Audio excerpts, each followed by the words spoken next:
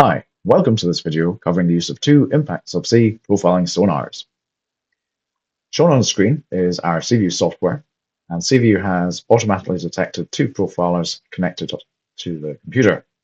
When you first run seaView, it'll scan all your COM ports and all network connections looking for Impact Subsea sensors. In this case, it's identified two profilers. To start the profiling process, simply double-click on one of the profilers, and it'll take you into the ISP360 profiling application. The profiler will automatically start to scan and generate profiling points on screen. The default settings for the profiler is a 90-degree profiling window and a 10-meter range and a 0.4-meter minimum range. A number of these settings will need to be adjusted to suit the profiling application being undertaken. Now, to add a second profiler to the system, we go to the Profiler Setup Settings button, click on that. This will bring up the window showing all profilers currently connected to this application. If we click the green plus button to add a profiler, it'll add a second profiler display to the window. At this point, we can allocate a profiler to that display, so we'll allocate the second profiler.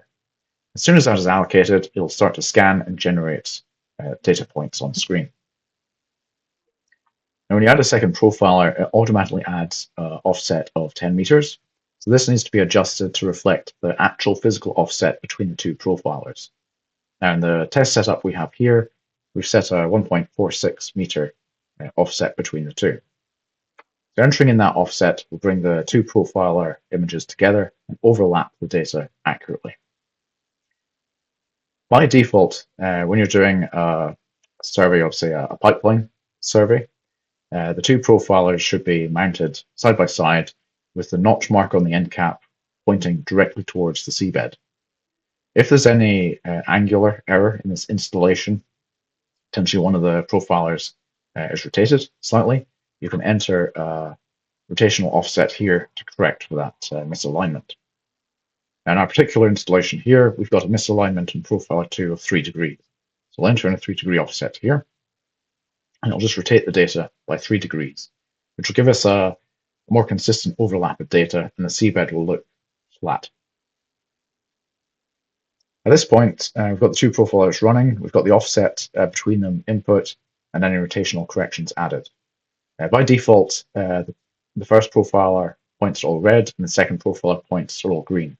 If you're not happy with the colors, you can click on the color, and you can edit it in the color editor to any color of your choice. At this point, the two profilers are set up to run together, so we can close down the profiler setup window. Now, down at the bottom of the screen, you can configure each of the profilers. So the first drop down to look at is this one, is all profiler 1 and profiler 2.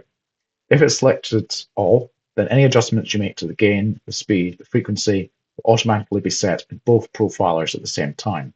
If you want to make an adjustment to just one of the profilers, you can select the profile you want to make the adjustment to, adjust the range, speed, etc. Then you can go to the second profiler and make any tweaks there. To get it set up quickly, generally want both profilers to have a similar setup, so we'll select all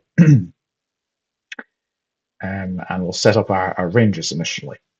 Now, in this example here, we've dropped two profilers into one of the Impact Subsea test tanks. It's a rectangular test tank. We've also dropped in a plastic pipe to simulate a pipeline sitting on the seabed.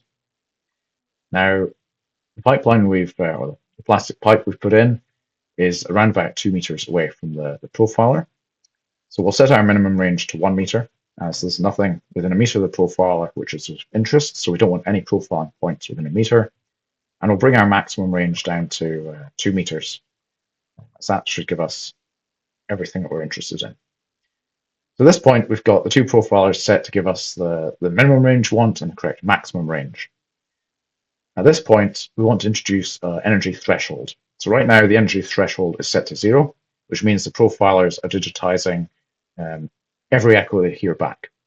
Now, we're in an acoustic test tank, which makes it quite acoustically noisy as sound bounces around. So what we want to do is we want to increase that threshold, basically to remove the weaker echoes in the tank and just leave us with the stronger data, data we'd actually want to log and output for survey purposes.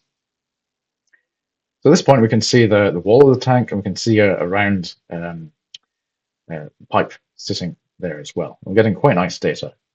You might want to fine tune each profiler to get more points.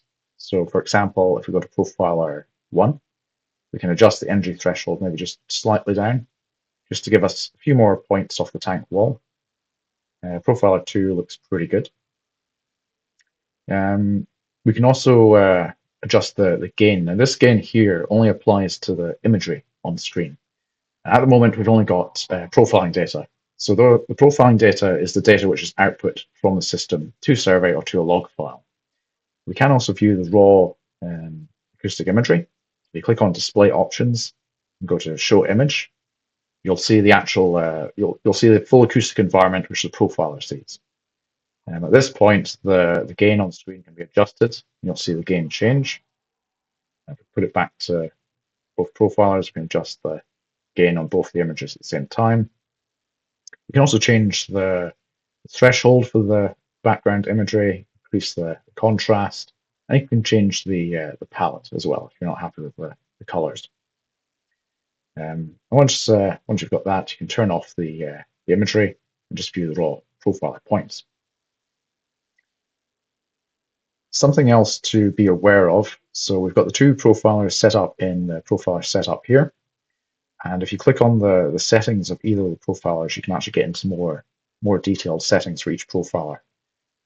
One is the profiling setup. So both profilers are set to operate on strongest echo just now.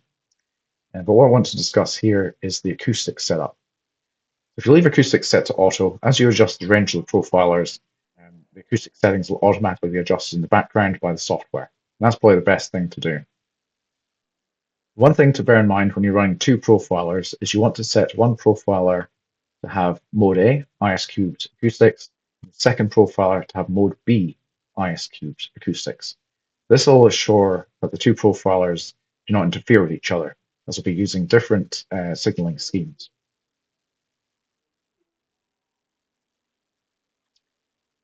So that's the two profilers running together, gathering data. The data looks pretty nice, pretty clean.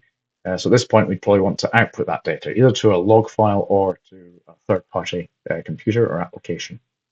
So you can configure a log or output data by clicking this button here.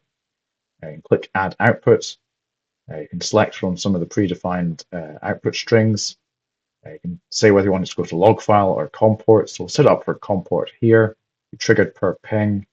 We'll send it out COM3 and we'll send it out at 115.200. That's set up, and you can click on Start Output, and it'll output that data on that COM port. So that's a basic overview of running two profilers together. For more information on the ISP360, please go to impactsubsea.co.uk, and there you'll find a profiler page where you can download the datasheet, manual, and other technical information.